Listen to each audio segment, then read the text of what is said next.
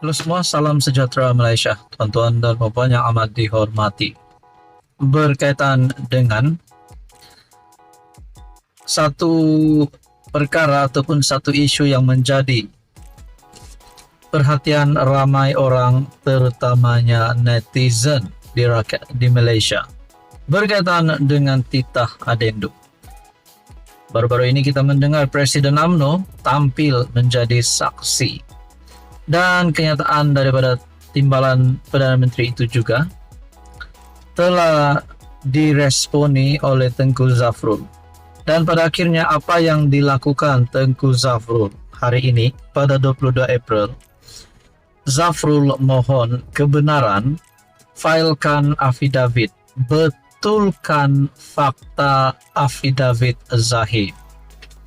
Tengku Zafrul Abdul Aziz hari ini menulis surat kepada Mahkamah Tinggi Kuala Lumpur memohon kebenaran untuk memfailkan affidavit yang dikaitkan dengan tindakan undang-undang tahanan rumah bekas Perdana Menteri Najib Razak, Peguam Menteri Pelaburan, Perdagangan dan Industri daripada firma Guaman Cecil Abraham and Partners itu menghantar surat berkenaan kepada Mahkamah Hakim Sivil Amarjit Singh hari ini. Minggu lalu, Tengku Zafrul mendakwa terdapat kesilapan fakta dalam affidavit timbalan Perdana Menteri Ahmad Zahid Hamidi yang menyokong usaha Najib supaya baki hukuman penjara yang dijatuhkan digantikan dengan tahanan rumah. Menurut surat itu, Peguam Tengku Zafrul berkata bahawa mereka mempunyai arahan untuk memfailkan affidavit tersebut bagi menangani secara khusus perenggan 6 affidavit Zahid kerana ketidaktepatan fakta yang dikatakan perlu diperbetulkan. Saudara-saudara, sebelum saya meneruskan di dalam artikel ini, saya ingin memberikan pandangan ataupun respon juga berkaitan dengan perkara yang amat panas ini. Ketidaktepatan fakta yang dikatakan perlu diperbetulkan. Nah, mana satu fakta yang tidak tepat? Persoalannya mana satu? Adakah berkaitan dengan titah adendum ini, yaitu Najib dibenarkan untuk ditahan di rumah, ataupun terdapat fakta di dalam kenyataan Zahid ini yang lain yang perlu diperbetulkan? Untuk rekod, kami selanjutnya diarahkan oleh anak guam kami untuk menyatakan bahawa anak guam kami tidak mengambil sebarang pendirian mengenai merit, mengenai pertikaian antara pihak-pihak bertelaga.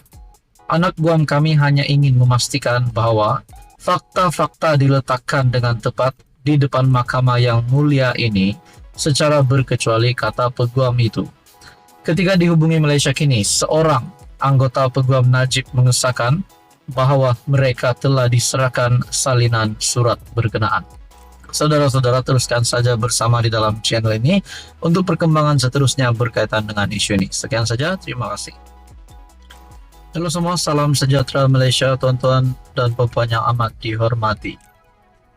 Selepas Zahid Hamidi tampil menjadi saksi berkaitan dengan titah adendum yang di Pertuan Agong ke-16, selepas Akmal Saleh juga ada menyentuh berkaitan dengan perkara ini, akhirnya timbul persoalan, adakah PMX pening dengan UMNO?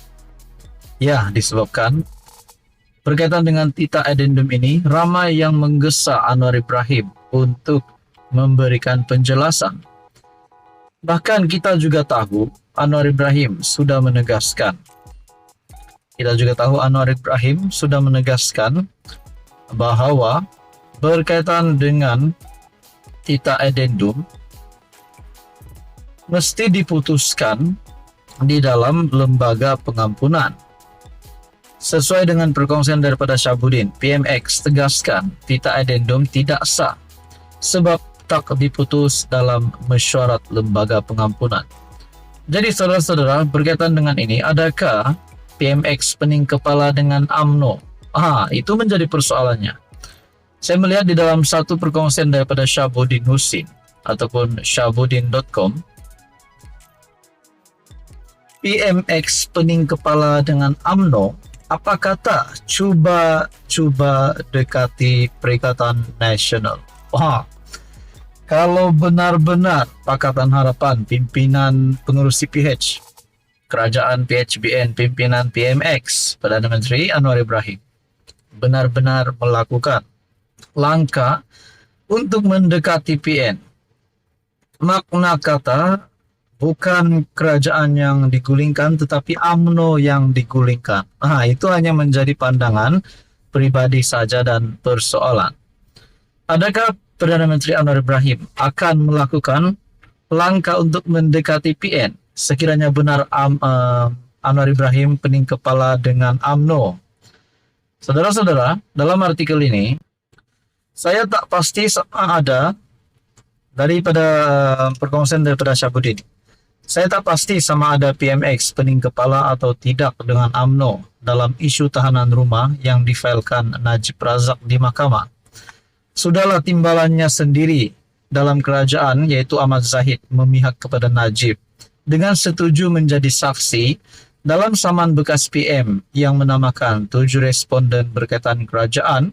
Dalam samannya, terbaru pula Ketua Pemuda UMNO Akmal Saleh mencetuskan polemik baru dengan ayat yang pedih menembak PMX, yaitu ini soal sama ada kerajaan mahu menjunjung titah atau sebaliknya, soal Dr. Akmal. Seterusnya Akmal membedil PMX lagi dengan kata-kata rakyat mahu penjelasan bukan alasan. Kalau pemimpin yang bertaraf senior serta banyak makan garam menegur PMX sebegitu barangkali boleh lagi diterima. Ini tidak standar budak-budak baru nakpap. Menurut Syahbudin, standar budak-budak baru nakpap menembak begitu. Kalau saya lah, memang terasa pedihnya. Kalau saya duduk di tempat PMX, memang saya pening kepala dengan satu demi satu kerana UMNO. Dah bagi Zahid Hamidi di NEA, patutnya cukup.